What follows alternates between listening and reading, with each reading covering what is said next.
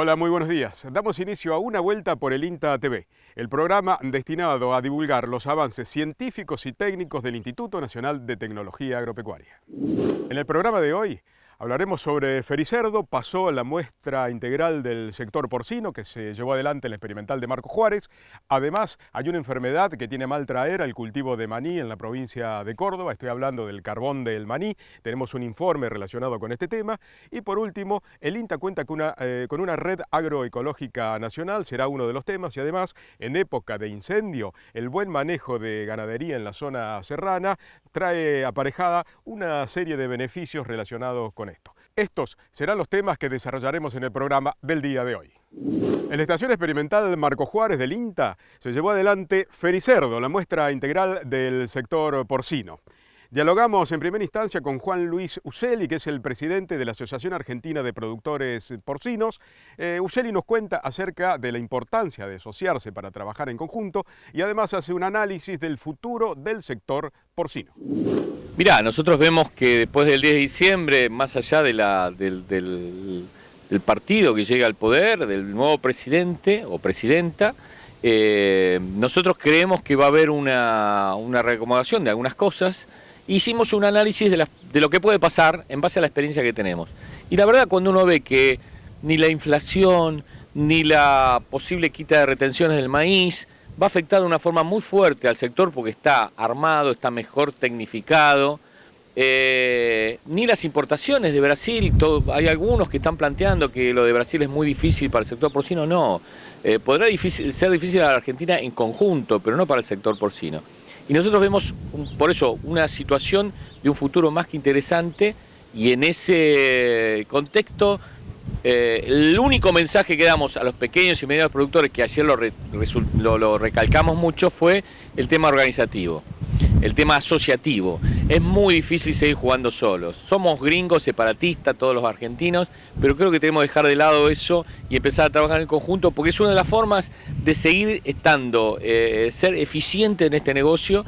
Y hoy hay herramientas como el Cambio Rural 2, que es excelente y que hay que saber usarla. Y entonces estamos contentos porque hay muchos técnicos, hay muchos profesionales y los productores hoy quieren seguir en el negocio y quieren crecer. Nosotros creemos que es el punto clave, o sea, no cualquiera puede formar un equipo. Hay gente que va a seguir siendo individualista y lamentablemente no le vemos mucho futuro dentro de la cadena de valor porcina, pero sí creemos que el que quiera entrar a un grupo y que quiera ser participativo tiene muchísimas posibilidades, no solo de crecer él, sino que de hacer crecer a los que están con él. Y este es el mensaje, y vuelvo a repetir, es un mensaje, como vos bien decís, reiterativo, que estamos poniéndolo, pero quizás es el mensaje más importante, porque tenemos la genética, tenemos las instalaciones, tenemos la sanidad y tenemos excelentes profesionales que hoy pueden darle a los productores las herramientas necesarias para ser exitosos. Lo que depende de los productores, y quizá la parte más importante, es sumarse y empezar a trabajar en conjunto para bajar costos. Ayer mostrábamos que en la situación de uno que está separado, individualista, y uno que está en grupo, organizado, en momentos buenos vende al mismo precio, pero en los momentos malos la diferencia es entre 5 y 6 pesos por kilo, y eso implica estar por debajo de la línea de los costos y perder plata. Y en el marco de Fericerdo, dialogamos con el director de la experimental Marcos Juárez del INTA, Marcelo Tolchinki, quien nos comentaba acerca de la importancia que ha adquirido el grupo porcino a nivel nacional como referente técnico del sector. Hay distintos grupos hoy día formados en el país que han crecido gracias al empuje del grupo porcino de Marcos Juárez. Profesionales jóvenes que se han distribuido en la Patagonia, en el norte, en el centro del país, en el sur, y eso permite generar una red de trabajo. Y esa red de trabajo que se va alimentando durante todo ese periodo con capacitaciones para profesionales, para capacitaciones para productores, visitas, jornadas. Eso va generando el público que vos tenés en la Fericerdo. Eso unido también a la interacción que tenemos con el sector privado, el sector de servicios, el sector de las maquinarias relacionadas, las instalaciones, y eso moviliza y ha ido transformando el encuentro de Fericerdo en una verdadera meca donde la gente se junta y discute si no se entiende bien, a veces cuesta en una exposición tener una sala llena. Y acá los auditorios son 3 y han estado permanentemente con gente. Eso demuestra el interés, la cuestión genuina que hay por la vocación de esta producción. Continuamos en Marcos Juárez, continuamos en Fericerdo. El señor Nelson Morra, de la localidad de Navarro, en la provincia de Buenos Aires, nos cuenta acerca de cómo esa zona se fue transformando de a poco en productora porcina y además cómo se fue desarrollando el crecimiento. Nosotros empezamos a trabajar en función después de la sequía del 2009, Navarro fue muy castigado, se perdieron todas las praderas, se perdió la agricultura, no hubo soja, no hubo maíz. Y a partir de eso se creó como una conciencia de que había que diversificar más, digamos, de lo que estábamos haciendo. Y todo aquel que tenía cerdos empezó a querer tener en vez de 4, 10 o en vez de 15, 25. Y eso fue la base del cambio rural. Empezamos a trabajar en cambio rural, empezamos a intentar fomentar la producción y darle conocimiento al productor y fomentar el consumo, porque la verdad que tampoco era una cultura muy importante la de consumo de carne. Se nos ocurrió hacer una fiesta del lechón en Navarro. A partir de ahí fuimos totalmente superados. La primera fiesta fueron 4 o 5 mil personas y en el año 2015 fueron 50.000. Se consumieron más de 1000 lechones hechos a la cruz en esas 3 jornadas y eso le dio un impulso al grupo. Tuvimos unos acuerdos muy importantes con los gobiernos provinciales y nacionales a partir del auge que tomó la fiesta. De esos apoyos surgieron la posibilidad de contar con ayuda y con financiamiento no solo para mejorar la fiesta, sino para hacer inversiones que estaban relacionadas con la de poner una planta de faena. En Navarro no contaba con una planta de faena y se ha abierto un abanico importantísimo en donde hemos incorporado la carne de cerdo en la comunidad. Hoy por hoy Navarro, que es un pueblo de 10.000 habitantes, cuenta con 2 carnicerías exclusivamente de carne de cerdo que abastecemos nosotros desde el matadero nuestro y la verdad que hemos incrementado muchísimo el consumo de cerdo al punto tal de que una vez vencidas las barreras que tenemos del tránsito provincial a tránsito federal, hoy por hoy podríamos estar pensando en que debiéramos ampliar la planta de faena para poder salir solamente del consumo local para ir al consumo provincial.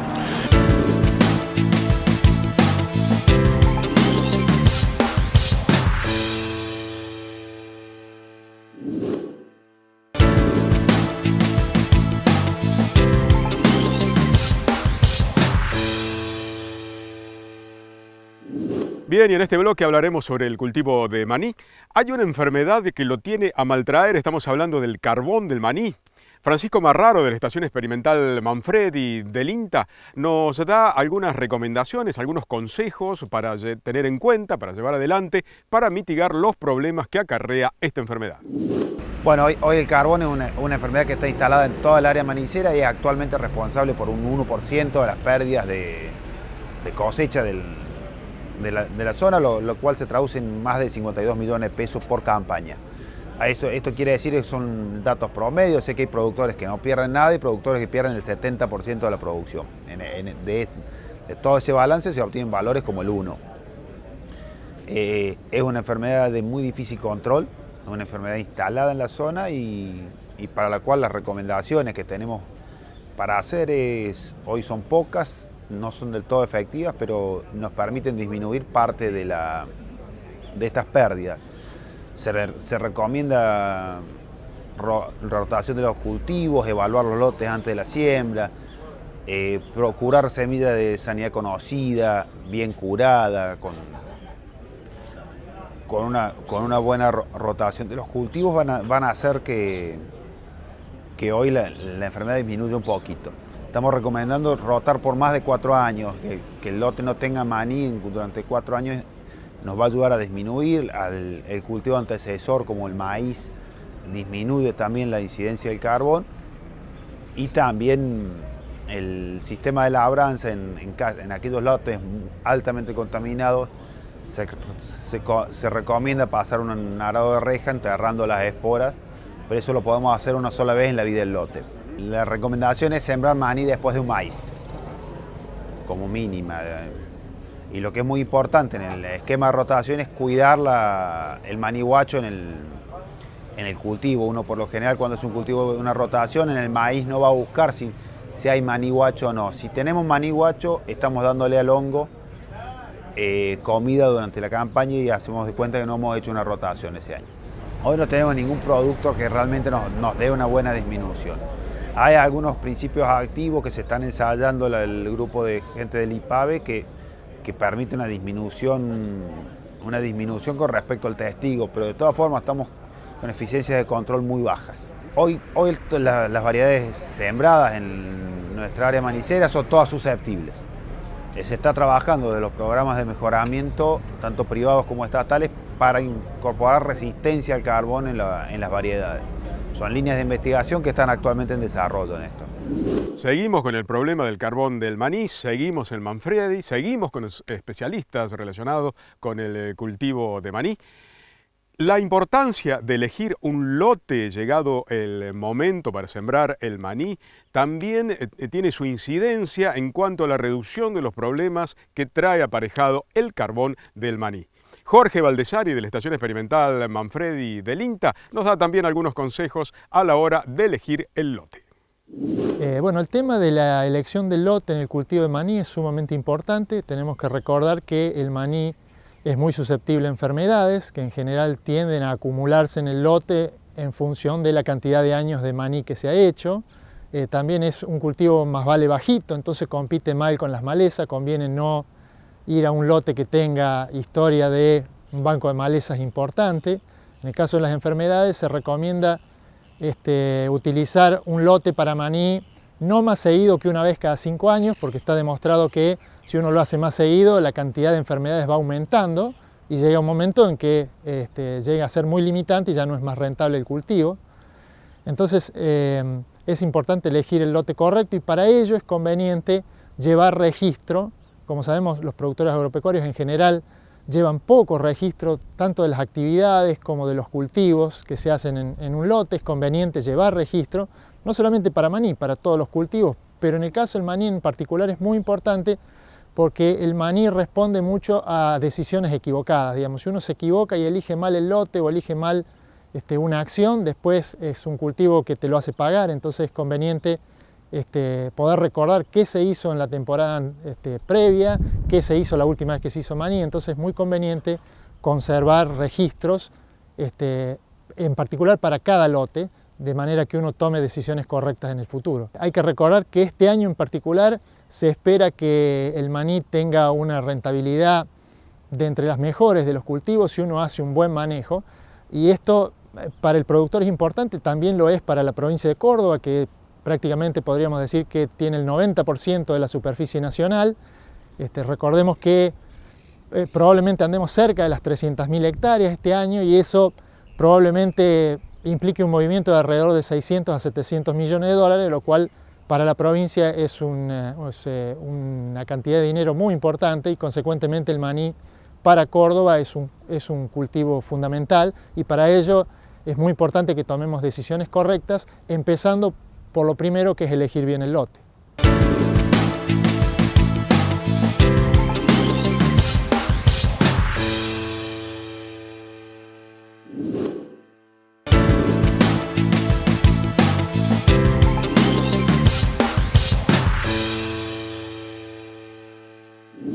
El Instituto Nacional de Tecnología Agropecuaria cuenta con una red agroecológica nacional. ¿Qué abarca? ¿Sobre qué temas específicos trabaja? Jorge Ullé, el coordinador de esa red agroecológica, nos cuenta lo siguiente. La red de agroecología de INTA se constituyó en la nueva cartera de proyectos de 2013 y el objetivo fundamental es integrar varias disciplinas debido al comportamiento fundamentalmente que la agroecología tiene en este matiz holístico interdisciplinario. Entonces hay cuestiones de índole productivo, agronómico, cuestiones de índole ambiental y también los aspectos que se relacionan con las problemáticas territoriales. La red también del punto de vista metodológico busca establecer la investigación dentro de este nuevo paradigma de la sustentabilidad que es la agroecología. Entonces se están conformando nuevas unidades demostrativas, nuevos ensayos de larga duración, donde sin duda la visión de este nuevo paradigma, de este nuevo enfoque, que fundamentalmente, como remarco, apunta a la interdisciplinariedad, es un poco el nexo o el punto común de todos los investigadores. Es importante también que en todas las actividades que estamos llevando a agroecología, el concepto de larga duración es también un espacio demostrador, es un espacio donde trabajamos con las agencias y bueno, y siempre en este nuevo enfoque también territorial del INTA, donde ya sea los programas nacionales, los PRED, que son los proyectos regionales, y las unidades, balancean un poco la puesta en común entre sí, ¿no es cierto? Bueno, la red, digamos, así como los sistemas de agroecología en la institución, creo que tienen orígenes, no digo diversos, pero a diferentes escalas.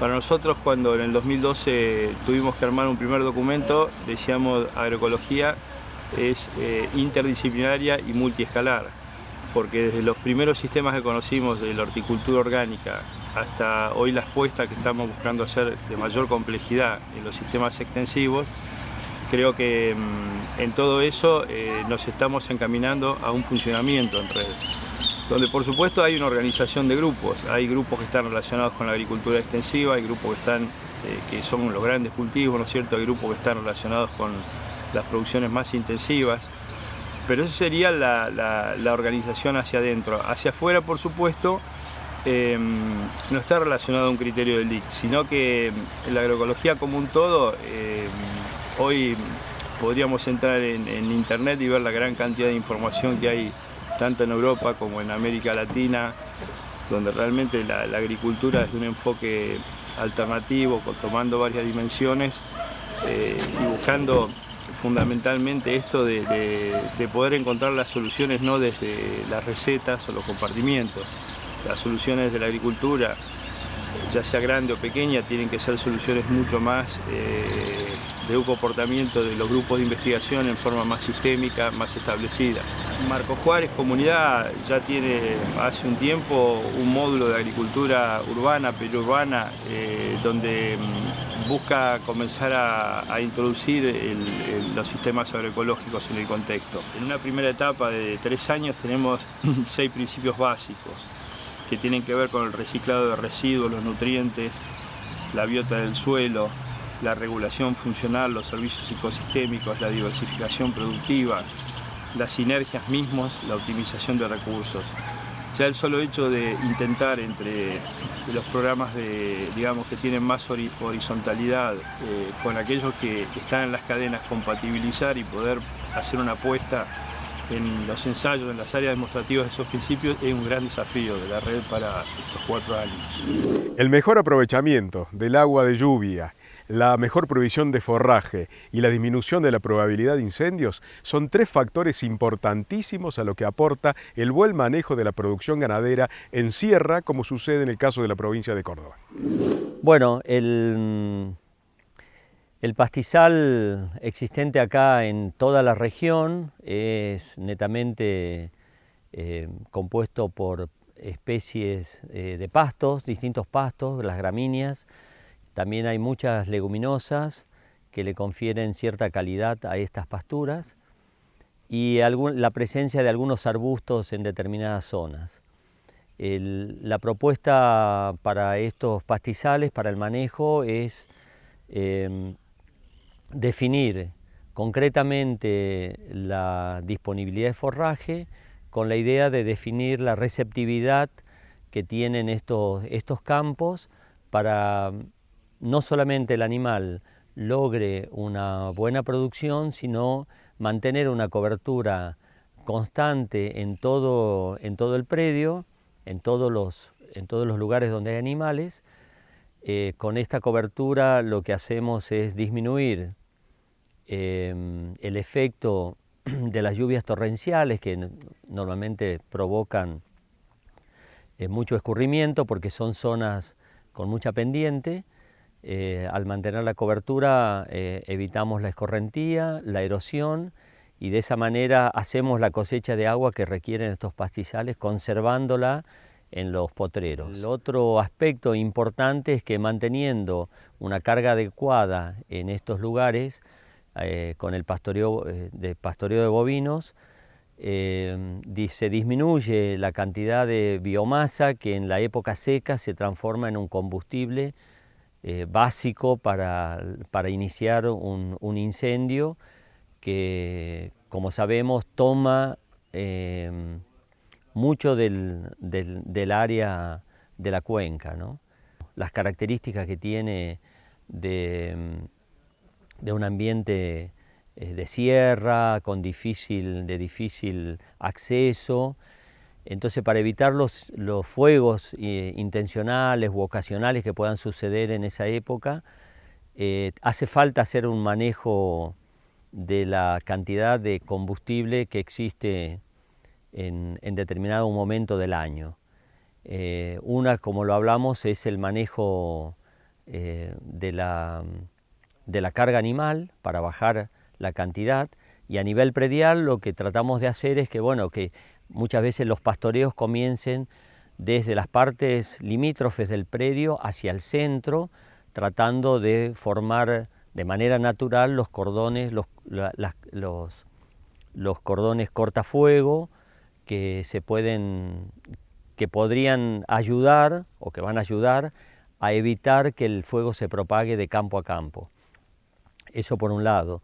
Definir la carga animal adecuada en estas circunstancias permite, es decir, tenemos que hacer una evaluación de los kilos de materia seca que existe de pasto a nivel de potrero, y en función a eso asignarle la cantidad de animales que se necesitan para que consuman y algo se mantenga, por lo que hablamos anteriormente, sobre conservar parte de la cobertura vegetal. Bien, y esto ha sido todo por hoy. Nos encontramos la próxima semana a esta misma hora por CBA 24N, cuando los invitemos a dar una vuelta por el INTA.